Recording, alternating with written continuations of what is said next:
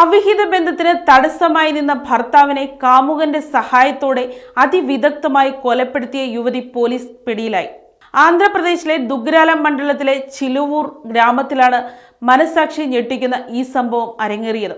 ഉള്ളിക്കച്ചവടക്കാരനായ ശിവനാഗരാജു ആണ് സ്വന്തം ഭാര്യയുടെയും കാമുകന്റെയും ക്രൂരതയ്ക്ക് ഇരയായി കൊല്ലപ്പെട്ടത്.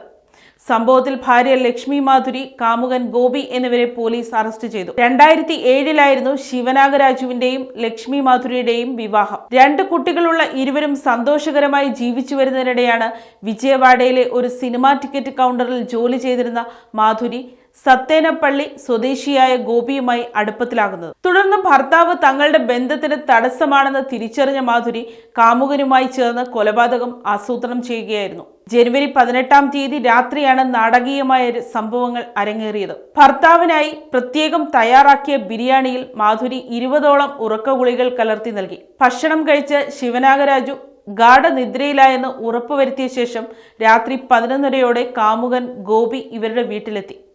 തുടർന്ന് ഗോപി ശിവനാഗരാജുവിന്റെ നെഞ്ചിൽ കയറി ഇരിക്കുകയും മാധുരി തലേണ ഉപയോഗിച്ച് ഭർത്താവിന്റെ മുഖം അമർത്തി ശ്വാസം മുട്ടിച്ച് കൊലപ്പെടുത്തുകയുമായിരുന്നു. മരണം ഉറപ്പാക്കിയ ശേഷം ഗോപി അവിടെ നിന്നും മടങ്ങി.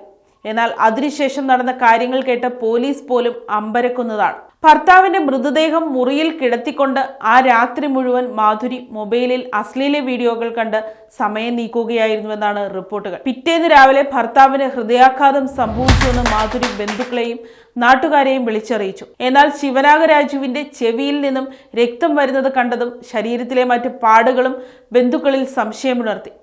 തുടർന്ന് നടത്തിയ പോസ്റ്റ്മോർട്ടം പരിശോധനയിൽ ശ്വാസം മുട്ടിയാണ് മരണം സംഭവിച്ചതെന്ന് സ്ഥിരീകരിച്ചതോടെയാണ് കൊലപാതകത്തിന്റെ ചുരുളഴിഞ്ഞത്. പ്രതികളെ കോടതിയിൽ ഹാജരാക്കി. News desk Kottarakkara media.